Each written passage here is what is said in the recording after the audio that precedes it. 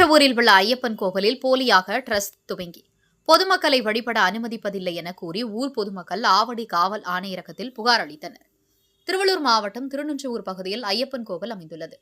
இதில் அப்பகுதி மக்கள் வழிபாடு நடத்தி வருகின்றனர்.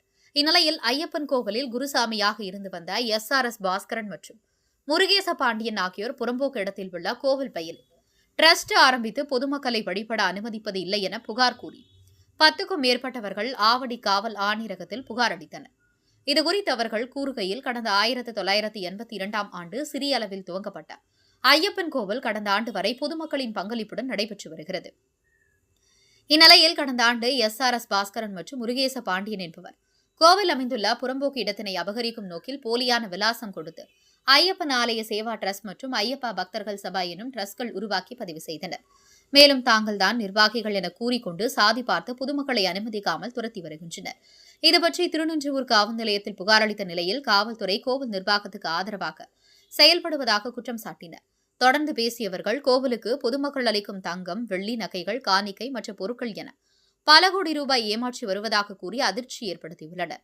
எனவே காவல்துறை இந்த விவகாரத்தில் தலையிட்டு உரிய நடவடிக்கை எடுத்து கோவிலை மீட்க வேண்டும் என கோரிக்கை விடுத்தனர். திருநின்றவூர்லேருந்து ராதாகிருஷ்ணன் பேசுகிறேன்.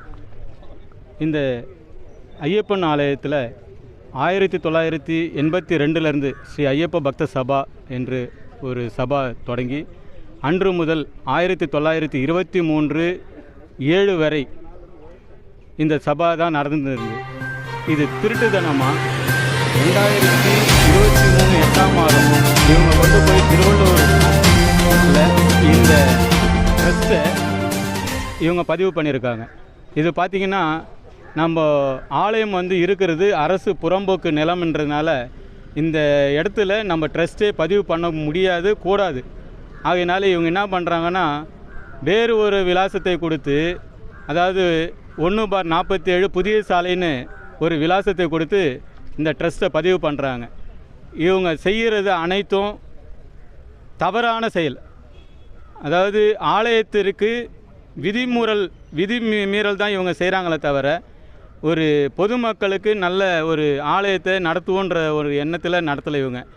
இவங்க வியாபார நோக்கத்தோடு தான் போயிட்டுருக்காங்க. இந்த ஆலயத்தில் பல கோடி ரூபாய் இவங்க ஆட்டையும் போட்டுட்ருக்காங்க. இது கடந்த ஆண்டே பத்திரிகையில் எல்லாமே இது வெளிச்சத்துக்கு வந்தது.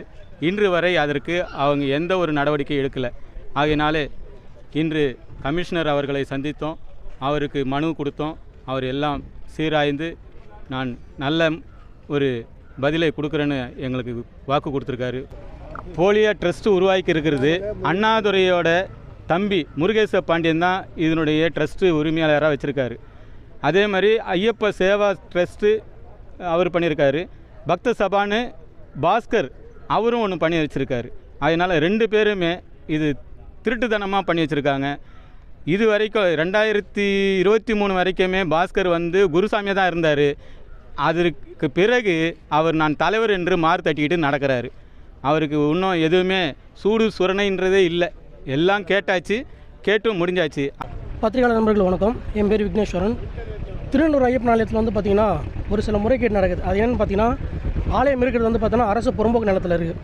இதை பார்த்தீங்கன்னா 98 99 கலெக்டர் ஆஃபீஸ் மூலிமா பார்த்தீங்கன்னா ஒருத்தர் பார்த்தீங்கன்னா நிர்வாகம் பண்ண சொல்லியிருக்காங்க. அப்படியே படிப்படியாக மேல்படி இன்றைக்கி பார்த்தீங்கன்னா அந்த அரசு புறம்போக்கு நிலத்தில் தனிநபர் பார்த்தீங்கன்னா 2 ட்ரஸ்ட் ஓன் பண்ணியிருக்காங்க. ஐயப்பன் பக்தர்கள் சபா சேவா ட்ரஸ்ட்னு ஒன்று, ஐயப்ப பக்தர்கள் சபான்னு சொல்லிட்டு 2மே பார்த்தீங்கன்னா அந்த இடத்துக்கும் அந்த கொடுத்துருக்கிற டாக்குமெண்ட்டுக்கும் சம்மந்தமே இல்லை. இது ஒன்று. ரெண்டாவது பார்த்தீங்கன்னா இது தொடர்பாக பல முறை நாங்கள் பார்த்தீங்கன்னா போலீஸ் ஸ்டேஷன் அணுகும்போது எங்களுக்கு எந்த ஒரு சில ரெஸ்பான்சிபிளும் இல்லை.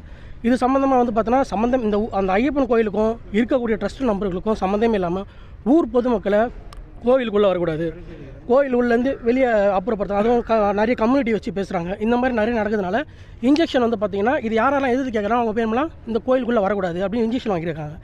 அந்த இன்ஜெக்ஷன் 8 பேர் இன்ஜெக்ஷன் வாங்கிறது தொட்டு நாங்களும் இப்போ எந்த ஒரு நடவடிக்கை எங்களால் கேட்க முடியல, பண்ணவும் முடியல. இதெல்லாம் பல லட்சம் ரூபாய் மேலே ஏன் சொல்ல போனால் பல கோடி ரூபாய்க்கு மேலே பார்த்தீங்கன்னா முறைகேடு நடந்திருக்குன்ற மாதிரி சொல்கிறாங்க. நிறைய பேர் வெள்ளி நகை கொடுத்துருக்காங்க, நிறைய பேர் தங்க நகை கொடுத்துருக்காங்க.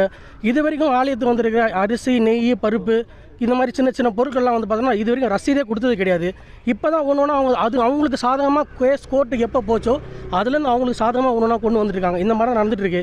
இன்னைய வரைக்கும் காவல்துறை வந்து பார்த்திங்கன்னா 8 பேர் மேலே இன்ஜெக்ஷன் வாங்கியிருக்காங்க. அதனால் தடை இருக்குது. என்ன தடைக்கு நாங்கள் படித்து காமிச்சா இவ்வளோ விவரமாக நீங்கள் போய் கோர்ட்டில் போய் நீங்கள் அந்த இன்ஜெக்ஷன் கேன்சல் பண்ணிங்கன்னு சொல்கிறாங்க. இன்னைய வரைக்கும் திருவள்ளூர் போலீஸ் அவங்களுக்கு ஆப்போசிட்டாக தான் பேசுகிறாங்க, அவங்களுக்கு ஃபேவராக தான் பேசுகிறத தவிர இது வரைக்கும் பொதுமக்களுக்கு சார்பாக எதுவுமே பேசவே இல்லை.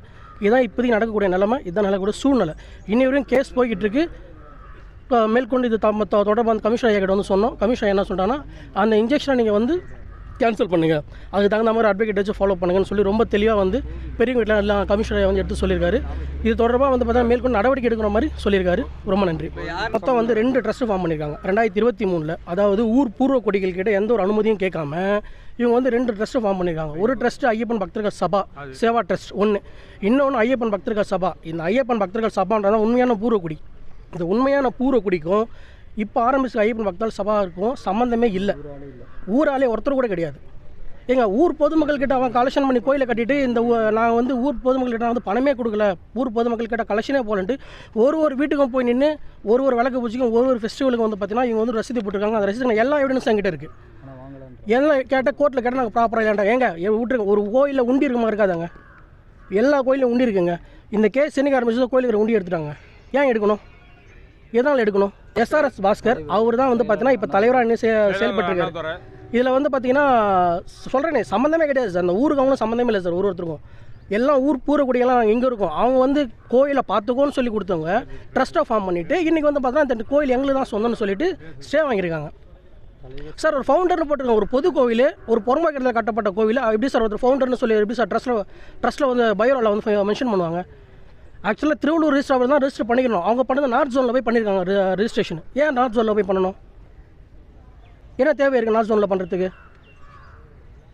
இந்த மாதிரி ஒன்று பார்த்தோன்னா ஏகப்பட்ட மிஸ்டேக்ஸ் அவங்க மேலே இருக்குது சார். நான் வைக்கிறேன் சார் குற்றச்சாட்டு, ஒரு 30 குற்றச்சாட்டு அவங்க மேலே வைக்கிறேன் சார். இதில் என்னென்னு பார்த்தீங்கன்னா அன்னிலேருந்து இன்னே வரையும் வந்து பார்த்தீங்கன்னா அந்த கோயிலுக்கு வந்து பார்த்தீங்கன்னா ஒரு 10 வருஷமாக 20 வருஷம் 30 வருஷம் உழைச்சவங்களாம் இருக்காங்க. அந்த உழைச்சவங்களெல்லாம் ஜாதி ரீதியாக பேசியிருக்காங்க. அந்த ஜாதி ரீதியாக பேச தொட்டு ஏன் வந்து ஜாதிக ரீதியாக பேசுகிறீங்கன்னு சொல்லி 4 பேர் சப்போர்ட் பண்ண தொட்டு 8 பேர் மேலே 8 பேர் மேலே இன்ஜெக்ஷன் வாங்கிட்டாங்க. ஒன்று. ரெண்டாவது வந்து பார்த்திங்க அப்படின்னா உழைச்சவனுக்கு சேவை செஞ்சுருக்கான். ஒருத்தனும் வந்து சம்பளமே இல்லாமல் வேலை வெட்டி விட்டு வந்து வேலை செஞ்சவனுங்க கான்ட்ராக்ட் லேபர்னு கோர்ட்டில் வந்து பார்த்தீங்கன்னா சொல்லி இன்ஜெக்ஷன் கேட்டு வாங்கியிருக்காங்க. இது எந்த விதத்தில் நியாயம்? இது கான்ட்ராக்ட் லேபர்னு சொல்கிறான் சார். ஒரு சேவையாக செஞ்சவங்ககிட்ட போயிட்டு இது வரைக்கும் நாங்கள் ஒரு கையெழுத்து போட்டு ஒரு 100 கோயிலேருந்து நான் வாங்கினது கிடையாது. இது எல்லா ஊர் பொதுமக்களும் தெரியும்.